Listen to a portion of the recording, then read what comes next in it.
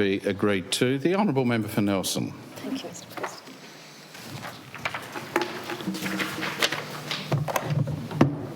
Thank you, Mr. President. I rise to respond to the ministerial statement delivered by the Leader, and as mentioned by the Leader for Government, this statement is in response to the Coronial Project and the Coroner's findings report released on the 8th of September this year. At the outset, Mr. President, I note that the Coroner's report on this matter has not been tabled in this Parliament, and given it's very salient to the current debate, I now seek leave to table the Coronial Project Coroner's findings report of investigation into deaths without inquest, dated the 8th of September 2025. Honourable member seeks leave to table a document. The question is leave granted? Those of that opinion say aye. Aye. Contrary, no. I think the ayes have it. I thank honourable members, as ensuring this document remains part of a clear public record is paramount, particularly since, as I recently discovered, the previously available dedicated Coronial Project webpage on the Coroner's website appears to have been taken down, which makes tracking down the findings report rather difficult for those affected or interested in this matter. Mr. President, imagine waking up one morning, sitting down to eat your breakfast while reading the local newspaper, turning the page and then discovering in an advert a loved one's name listed as having had some part of their body retained in a museum collection. Or possibly even worse, sitting down to a Sunday lunch with family to take a phone call from a family friend who informs you that they have seen your dead sister's name on such a list. A dead sister who died in awful and traumatic circumstances decades ago when you were both young teenagers or 20-year-olds. That nightmare was the waking experience of many Tasmanians following the publication of a full-page advert in the Saturday Mercury of the 25th of January this year, printed on page 5. For members who may have missed it, that advert detailed the names of 126 deceased persons, their date of birth or age at the time of their death, the date of their death and their last known residential address. It's important to note that the 126 names listed were of a greater total of 177 human specimens which were handed to the University of Tasmania without consent and which the Coroner's Office were then informed of in 2016. The purpose of the advert was to call for anyone related to those individuals to contact the Coroner's Office to assist with that office's inquiries. Mr. President, that January advert contained distressing details, including the fact that some of the deceased were children and infants. That and the fact we know that autopsies only tend to be undertaken in the instances of suspicious or sudden or unexplained deaths makes this abrupt and public notification without any apparent trauma-informed warnings or support provisions all the more distressing and shocking. I am on the public record raising these concerns, so will not belabour them now. However, for the purposes of this ministerial statement update and the promised forthcoming state apology, it's important that we note and acknowledge not just the distressing nature of the information, but also the manner in which that distressing information was communicated. Mr. President, I'm sure other members in this place have heard from constituents, those families' harrowing experiences following the discovery that a loved one has body parts removed without consent and which were potentially placed on public display in the R.A. Rodder Museum of Pathology. Time today prevents me from detailing the many, many stories that I and my office have heard this year. People trying to cope with the discovery their parent had been treated in this appalling and unacceptable manner. Parents discovering their young children, and in at least one case infant, had not been buried whole, and being forced to grieve all over again. Utterly heartbreaking, Mr. President. And also the siblings, some of whom had to struggle with deeply personal moral questions regarding whether they should or should not inform their elderly parents or parent. Members may have heard of the situation of Mr. John Santee, who has had the strength to speak publicly about the discovery his elder brother Anthony, or Tony as he went by, was part of this coronial project. Tony had died of a motorcycle accident when he was 19 years old in 1976. For those not familiar with Mr. Santee's recent statements on this matter, it's worth drawing members' attention to the SBS interview given by Mr. Santee, and I quote this from him in that interview. "After 50 years, I had to rebury his body part. We went and laid that to rest with him. That's something we should never have had to do.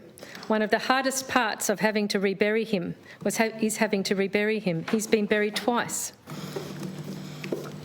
Mr President, despite Santi not being a very common surname in Tasmania, John and his family discovered Tony's name on the published January advert, rather than being sought before that in a more private manner. To say they were outraged and distressed is an understatement, and I do not think John would mind me saying so. For 50 years, John had been going to tend to his brother's grave, to then discover Tony had not been interred completely due to this indignity being inflicted at some stage by someone in authority, someone who should have known better. It was unlawful at the time, Mr President, as it is now, for a coroner or anyone else to remove or retain any part of a dead body for any purpose other than investigating the manner and the cause of the death of that person. However, John was one of the few lucky ones.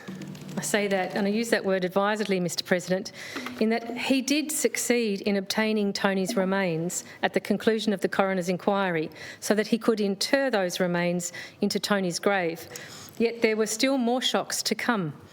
Despite being told the samples were small in scope, possibly even just a blood sample, when John opened the box delivered to the cemetery to double-check the remains had not been cremated in accordance with the family's objections to cremation, he was shocked and horrified to discover he was holding almost the entire brain of his brother Tony. It's no surprise that this results in more questions, an increased sense of betrayal, Mr President, let alone for those many families who had requested the return of their loved ones' remains but were denied by the Coroner's Office. We cannot lose sight of the fact, Mr President, that these 177 specimens, as the accepted coronial language describes them, were taken and retained without consent. Then, to add insult to injury, people were subsequently denied consent to reclaim and repatriate in an appropriate manner their family members' remains. Is that degree of cruelty the best we can do, Mr President? Is that the best our formal systems and arms of the state has to offer? Mr President, in the context of this ministerial statement, it's important to consider the formal coroner's findings report dated the 8th of September 2025.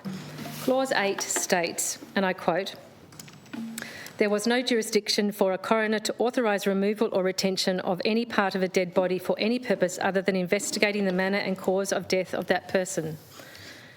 Followed by this in clause 9, and I quote, "I think it is reasonable to state that the expectation of families is and would have been that the body of their loved one is complete.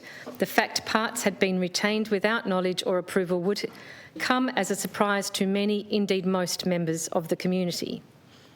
And clause 10, I quote, "Body parts sourced or retained from the post-mortem examination cannot be used for medical research or education, or at least not without the knowledge and consent of relevant family members." And finally, Mr President, I'll quote, "The retention of human remains without family or coronial approval or even knowledge is an historic practice out of keeping with and offensive to contemporary standards and values. It is inconceivable to my mind that it would ever happen again, although the fact that the practice continued for as long as it did and ended only comparatively recently is also almost equally inconceivable." End of quote. Mr President, shockingly, the inconceivable did occur and has left real damage in its wake. Further, as I stated in correspondence to the Attorney-General on the 12th of September this year, that inconceivable action was undertaken by state appointees and employees, presumably within state and public institutions. Mr President, it is not only a matter of respect for the Parliament, but also to acknowledge that the pain and grief inflicted here is not purely historic. While recognising the coroner's findings report emphasises these abhorrent practices are historic, having ceased in the 1990s, that does not diminish the fact that the hurt, the trauma and anger caused to living family members by recent revelations is very current and deeply felt. For many, as I've already touched upon, the experiences since January this year have added an additional layer of grief and anger that must also be addressed and acknowledged. And there are the further distressing instances where people discovered their family member was involved after the coroner's findings report was released in September this year, and further that their loved one's body part had already been destroyed under the burial warrants issued by the coroner pursuant to the Act. It is in that spirit of transparency that I need to emphasise my deep disquiet not only of the unauthorised and I believe illegal actions which occurred between 1966 and 1991, but of the systemic failures of how our systems responded to and dealt with affected family members now. I do not wish to take away from the diligent, empathetic and care taken by individuals going about their jobs throughout this process since the 2016 notification. However, the system was flawed, and for whatever reason, that must be addressed. Local Tasmanians who should have been identifiable via authorised searches were not. There were grave issues surrounding processes for recognising appropriate next of kin, or even recognising that in some unforeseen circumstances such as this, we need more flexibility in order to recognise more than one individual next of kin, for example. There did not appear to be sufficient recognition that some current family members may be very elderly now, particularly if their loved one died in 1966.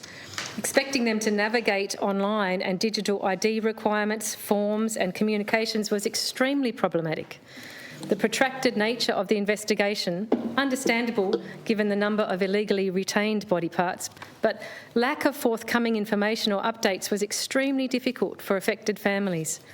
Many just found the whole system bewildering and alien and had no idea what to expect or where to go to get assistance in understanding what was happening and why it had to happen the way it was.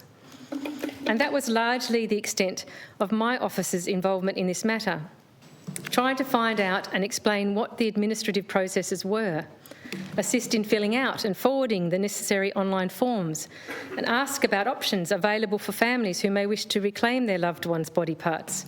In at least one instance, it was arranged and agreed by the coroner's office, who wished to have only one point of contact for each specimen under investigation, that my office would be that designated contact point for a particular family. So imagine my surprise when I received formal correspondence from the coroner's office instructing me to cease advocating for affected people on this matter. This was at a time that we were helping family members argue their case why cremation of their loved ones' remains went against their religious beliefs, and they were seeking alternative options. Clearly, this was not an aspect of any formal judicial investigation. It concerned the aftermath of such formal proceedings. And Mr President, I have a very healthy respect for the separation of powers and carefully double-checked those potential ramifications before making any public statement or undertaking any inquiry. So to be told to stop asking procedural questions on behalf of my constituents was very surprising and disturbing, Mr President. But more importantly, it added yet another layer of confusion and betrayal by authorities for the families involved. Additionally, I have heard of many instances where communication channels have failed, resulting in people thinking they had articulated their wishes to reclaim their loved one's body part, only to find out after it had been cremated that the request had been delivered to the wrong person or had not been made through the required channels. These people were in shock and traumatised, Mr President. Why was it their responsibility to understand how this system worked, convoluted as it was? Why is it that my office is still fielding calls months after the September findings report from people who are only now discovering that their family member was on that list of illegal specimens and are seeking answers regarding what happened? Where is their loved one's remains now, and are they able to reclaim them, to inter them in their loved one's grave? Still questions we're being asked to help get answers to, Mr President, particularly in one recent instance where the individual had been, would you believe it, referred to my office by the coroner's office, despite my office previously being told to desist in advocating on people's behalf. It's shocking, Mr President. Hence, I raise these examples, Mr President, as it was not just the actions of 1966 through to 1991 which harmed and distressed so many people, but unfortunately our current systems, whose responsible arms of the state also inflicted additional confusion and despair, which should have been avoidable. Therefore, those very recent and systemic failings and ramifications must also be part of the focus of this ministerial statement and subsequent formal state apology to be delivered in this parliament. Mr President, as honourable members go about their business in this place, and as I have also done, we question that which doesn't make sense and we call for accountability. We want to know, as part of our due diligence, where does responsibility lie? Who is responsible for decision making? Who's responsible for implementation? On what basis are decisions made? Where is the oversight, the accountability? Basically, where does the buck stop should things go wrong? We ask those questions virtually on a daily basis, Mr President, on matters of government policy, and we know how frustrating it is when we don't get clear, direct and informative answers to those questions, how frustrated we feel in the face of apparent dissembling, obfuscation and stonewalling. Imagine then what it must be like to face such dissembling, obfuscation and stonewalling when seeking to comprehend the awful discovery that a part of your child, your sibling, spouse, parent had not been buried along with the rest of them, but instead had been retained and kept illegally and in some cases placed on public display at the Rodder Museum. To be honest, Mr President, I really cannot imagine the full breadth of how that feels. I think the harsh reality is that it is a uniquely devastating and lonely path to travel for those who woke up one morning to discover it stretching out from beneath their feet. Quiet devastation remains devastation, nonetheless. And in this shocking saga, that devastation has been wreaked by the state in one form or another. So it's right and proper for the state to accept responsibility for this devastating period during which position was abused spanning decades and which will ultimately take the form of a formal parliamentary apology sometime during, hopefully, the first half of next year. However, the other crucial responsibility the state must deliver on is getting to the absolute bottom of this appalling situation completely, transparently and also accountably, Mr President. Crucially, responsibility is not solely about finding out what happened at the time, which, as we now know, spanned the period of 1966 to 1991. It's also about taking responsibility for what did or did not occur subsequent to that period and what is happening now. Basically, if body samples had been retained from living patients and placed on display without their knowledge and consent, at the very least that would be considered serious malpractice, decades of malpractice undertaken by state employees. It cannot be surprising then that bereaved family members want complete answers. Where the coroner's findings of the 8th of September this year remain silent, the government is going to have to step in and fill those gaps, Mr President. Which laws, regulations and employment codes of conduct were broken? Was the Tasmanian government of the time made aware of the 2001 findings of the New South Wales Walker inquiry, which raised concerns regarding retention of organs at autopsy? If so, what did they do about checking Tasmanian practice at the time? Why didn't the relevant Tasmanian Minister and Department, both of which were made aware of the practice in Tasmania following the New South Wales Walker inquiry, according to Clause 16 of the Coroner's Findings Report of September this year, why didn't they take action then, Mr President? Was the Australian Health Ministers Advisory Council Subcommittee on Autopsy Practices final report of April 2002 implemented? And if not, why not? Regarding the identification processes initiated in 2022, how was it that so many living close family members were not identified and contacted in a timely and private and trauma-informed manner? What was the role and how integrated was the University of Tasmania in the investigation following the 2016 notification by the R.A. Rodder Museum of Pathology's curator at the Coroner's Office of concerns regarding some of the samples retained in its collection? What planning and care was invested in ensuring an adequately trauma-informed approach was developed and implemented in the interests of looking after bereaved family members during all stages of the coronial inquiry and its aftermath? Mr President, unfortunately for many, the recent investigations undertaken by the Coroner's Office raised further concerns and questions. These matters may be pursued under the current Tasmanian Law Reform Institute's review of the Coroners Act 1995, which was referred to the TLRI by the Attorney-General in early May of this year in light of the serious concerns raised by the family of Eden Westbrook. And although the TLRI reference preceded the coroner's findings of this particular matter, it may also provide a useful vehicle by which related concerns can be raised and future reforms identified. Mr. President, I acknowledge that both the current Health Minister and Attorney-General have initiated relevant inquiries within their respective portfolios following the release of the coroner's findings as a result of advocacy by myself and others regarding previous and current practices. I state on the record now that I hope any answers derived from these recently instigated inquiries are frank, rigorous and complete at the time they are delivered. Further, that those answers are provided well before the planned formal parliamentary apology. It may transpire that little further detail could be ascertained, that records were not kept as they should have been. We know that answers may not always tell us what we want to hear, but all those who have contacted my office want to know is that the questions have been asked by authorities, that thorough investigations have occurred, and crucially the answers are honest, frank, do not cut corners and therefore can be trusted. To reiterate, Mr. President, I recognise the additional inquiries and referrals made by the Health Minister and the Attorney-General respectively. However, much is weighing on the degree those inquiries deliver full and satisfactory responses. Crucially, clear answers are needed to were any laws broken at the time of autopsy body parts being removed, who was responsible and who had oversight of those responsible, and what is being done about holding those responsible accountable now.